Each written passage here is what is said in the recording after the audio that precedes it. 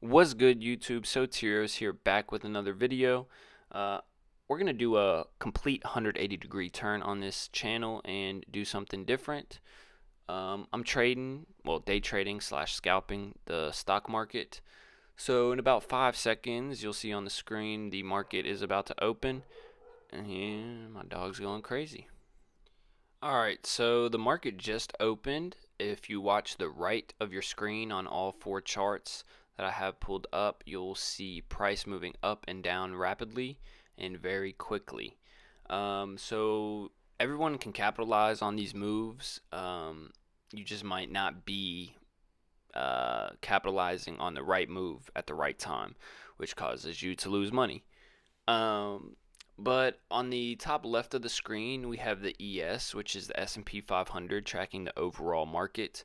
And on the top right of the screen, I have the NASDAQ pulled up, which is tracking the overall tech sector and the overall market in the tech sector. So these two screens at the top of my screen are going to always be there. The two bottom ones might always change, but usually I have Tesla pulled up in the bottom right. I love trading Tesla. It's a great name to trade, very fun to trade. Um, so yeah, this is Tuesday, January 25th. I took 9 trades. I think I only recorded 2 or 3 on this recording, and the rest of my trades were past 10:30, 10:30 to about 1 p.m. Um, which I hate trading after 10:30. I make it a rule now that I'm not allowed to trade after 10:30, but sometimes I end up breaking that rule because there are big moves that happen throughout the day too. But the biggest moves happen in the morning, in the first hour. So, yeah, let's I guess fast forward. Well, let me explain what's on my screen. So these green boxes and the red boxes or rectangles that you see across the screen are basically supply and demand zones. So in the green zones, I'm looking to be a buyer if the price comes down to that level and it looks interesting to me. And in the red zones, I'm looking to sell the market, so take it short and capitalize on a downward move. So as you see, I'm zooming into Tesla here, and I'm looking for the price to come down below that red zone to take it short, targeting the demand zone, the green zone right below it. So it'd be a fast trade, it'd be a quick move, but I'm about to get in here. I'm waiting for price. Basically, I've seen this before in supply zones. I'll wait till the price comes down and then retests the red zone, taking it short on that move. So here, price came below the red zone. I'm looking to enter. I don't know. I think I'm taking, yep, 900 puts on Tesla. So I got the contracts loaded up. As you see, the NASDAQ is pulling down into the demand zone. Tesla just opened a new 1 minute candle, retesting that supply zone. I'm about to take it short here. I'm in one contract at 41.67, so I spent $4,167 to buy a $900 put. Um, as you can see, I'm waiting for it to break the low of the day. So right here, I'm ready to get out of my position once it comes down to that green zone for a profit. As you see, it's kind of stalling out, so buyers are kind of pushing it up there. They keep pushing it up. I'm looking at the NASDAQ and it just missed demand by a few points. So I'm kind of confused on what to do here. I don't know if I should get out of the position or not. Um, I'm down around, I don't know, $100, $200 on it. So really not that big of a move, or not that big down on $4,000. But in the matter of a minute, I guess it matters. The reason these contracts are so expensive is because Tesla reports earnings on Wednesday. So this recording was recorded on Tuesday, and the next day they reported earnings. So they actually beat earnings. But here you can still see I'm still in the position. figuring out what to do. As you see, the S&P 500 on the top left and the NASDAQ are still kind of figuring out what they want to do. Not really sure. Tesla's down there trying to figure out what it wants to do. I'm still waiting for a pullback to break the low of the day. Here, there's buyers stepping up into Tesla, and it looks like it might consolidate in this red zone, red box that I have drawn. And if there's a consolidation in supply, then that will probably create demand if there's a move out of that supply. Um, so I'm still holding it right here. I got out of the position. It looked like buyers were stepping up. So I got out of the position for for 40.05. So I spent 41.67 on the contract, and I'm out at 40.05. Losing about $162 on that trade. So not too big, but we'll look what the next trade is. So I just wanted y'all to see here on Tesla in the bottom right that it starts pushing up. So in this point, if I was still in my put contract, I would be down around $400 to $600. So I did not want that to happen, so I took the $160 loss instead. Alright, so here I'm about to take my second trade. At 9:38 a.m. I entered QQQ calls, targeting that. If you look in the top right, that's the NASDAQ. QQQ is just a smaller version of the NASDAQ. So here I get in 10 contracts at $475 a piece, targeting this gray box that I have drawn. You'll see here in a sec. Which does end up being a supply zone. I had it gray just because I was kind of weary and wondering if it really was a supply zone, so I kind of tricked myself on this trade. As you see here, NASDAQ still trying to find some buyers. This would have been a good spot to buy on the dip, and we'll see what happens here. You see the SPYs coming down, NASDAQ. Finally finding some buyers right here. Looking for some sort of push up.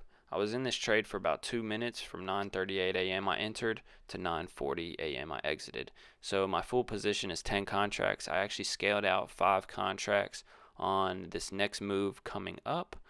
And I scaled out 5 more contracts just a couple seconds later.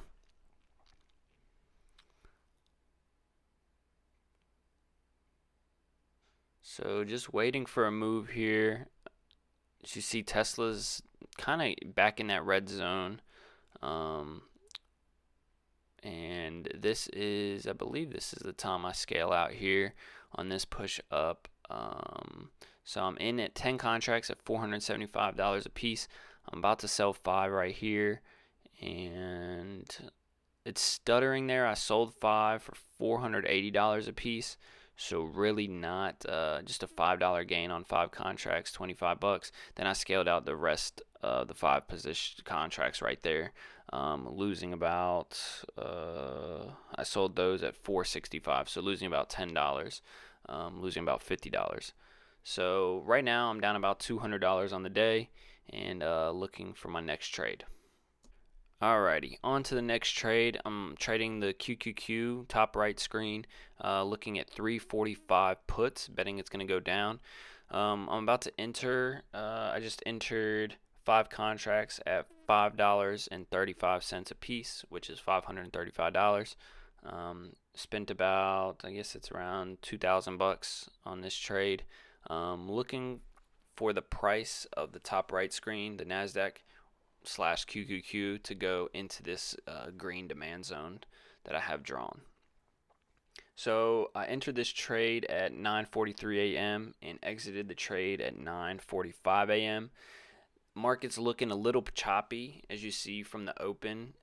If you look at the volume bars underneath, like the price action, there's some buyers or some sellers. Now it looks like there's a little bit more the sellers coming in. Here I'm getting a move in my favor. I only have 5 contracts. I scaled down on this because I was down $200 on the day. and we'll see what happens. So I was in this trade for another 2 minutes, and I did profit on this trade here. This would be a valid entry to take this short on this pullback to the downside. So I could have added 5 more contracts here, but I decided not to, just for the reason of me being down on the day already. So here we start to get a move in my favor. Starts going down. The volume is decreasing, but all the volume in these 1 minute candles are sellers. So that's a good sign for me. The SPY starts to come down. Tesla even coming down below that red zone. And I think the NASDAQ ends up making a flush here in a second. Yep, right on this candle. So I'm in 5 contracts at $535 a piece. And right here, I exit 5 contracts at $567 a piece. Overall, making about $32 a contract on this. Now, in the grand scheme of things, looking back, I could have made a lot more on this trade if I just held. As you see, the stock still drops down. Now the contracts are going for about I don't know, $580 a piece, $590 a piece. So I could have made an additional $20, $30 per contract on this. And it actually ended up going down a lot more.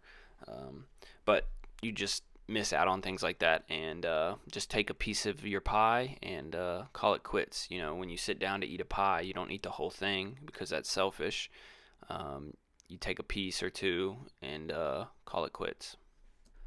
So if you look at the bottom right screen, I'm looking at Tesla $900 puts targeting that green demand zone. Here I enter one contract at 44.45. I'm about to enter here, looking for the pullback to the upside for the move down. Let's see, it should be coming. I believe I enter right about here. Okay, so I'm in one contract at $4,445 a piece. I got in at 9:47 a.m. and got out at 9:48 a.m. So I'm seeing that the price action is still stalling. You know, it's not going fast like I would expect it to. So kind of have a rule: if it doesn't go fast, get out. So it's just stalling at these levels.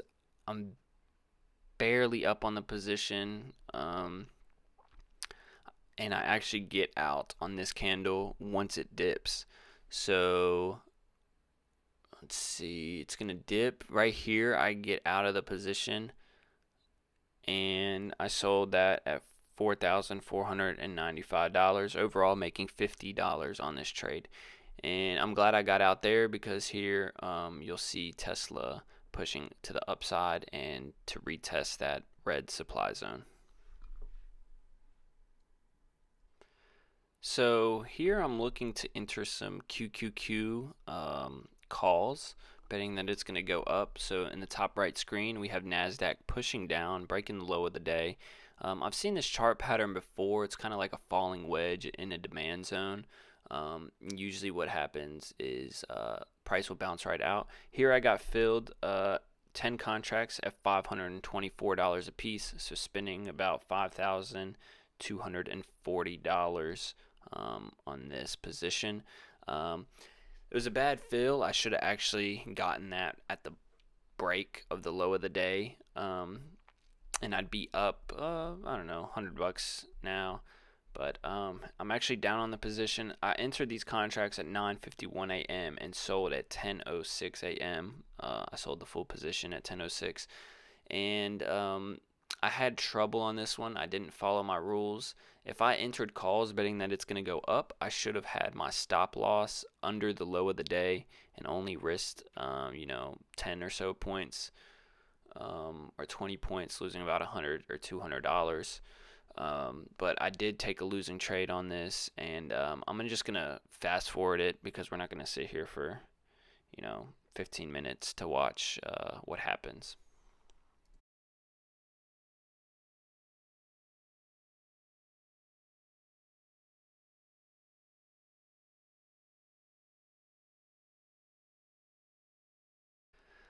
Since I'm down on the position right now, on this green candle that the Nasdaq is pushing up, I should have gotten out and for break even. Instead, I just held a loser and lost more money on it. So instead of just breaking even or losing about 20, 30 bucks on this trade, I should have gotten out right here on this push, and I wouldn't have had to worry about it. I just wanted to see a little more. I wanted to get greedy, and I wanted to be in the profit target, basically above that green zone. But as you see, price kind of pushes back down here, and I'm still losing about 200 bucks. Um, Figuring out what I should do, hoping the next green candle will give me an opportunity to get out. But I did not get out, so let's just fast forward it. So I actually think I had that opportunity. I think I actually had one other opportunity to get out.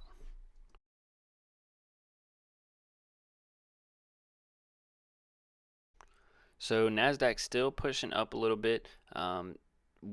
This is the candle I should have gotten out. So I actually had three green candles to get out on, and this is actually the candle that would have been break even. I think I would have lost like $100 on that first green candle, pushed toward the upside. But yeah, I had three chances basically to get out of this position. I mean, the market gives you chances. Sometimes it doesn't, but a lot of times it does. And if you don't want to take them, then that's your fault.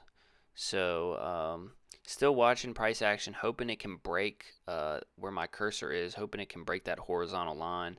And right here it does. I should have gotten out. I would have had about $100 profit here. But I'm still trying to figure it out, waiting. I'm looking at the SPY on the top left screen. Now they're pushing down the SPY and NASDAQ.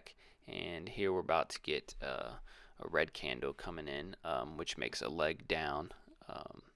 So we'll see. I'll fast forward some more.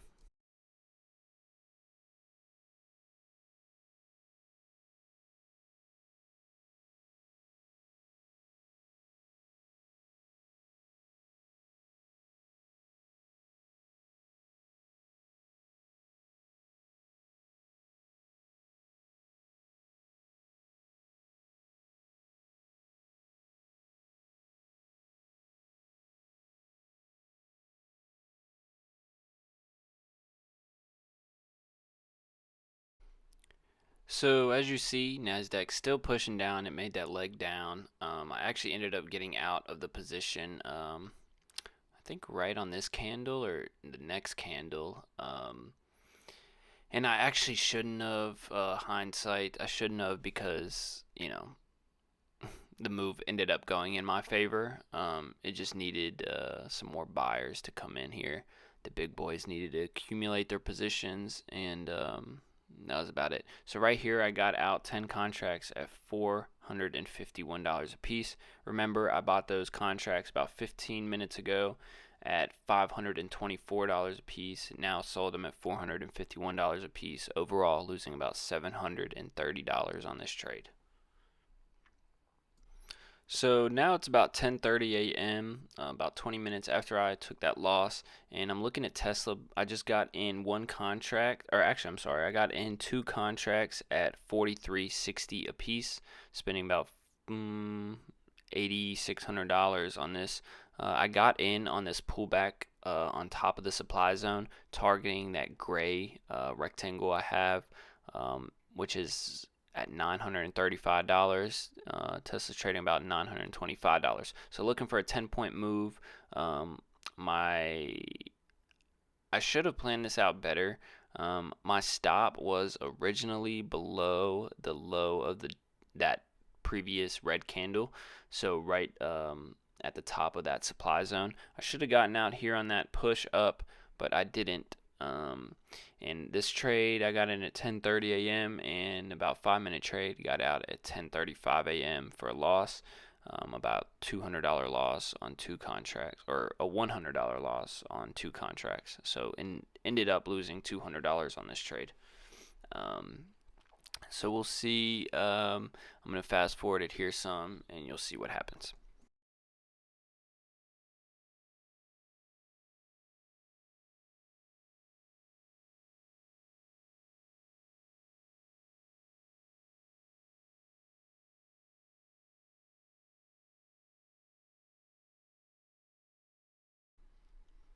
So I'm still in this Tesla position. It didn't really break the low of that consolidation, so I'm still have some skin in the game. So here on this candle, you see Tesla dip down. Nasdaq is right there at the demand zone, so probably a valid entry to get long for a quick scalp. Here Tesla starts to push up in my favor, and I should have gotten out at least one of these contracts, but I didn't. So here on this push up, I'm up about I don't know, 150, 200 bucks.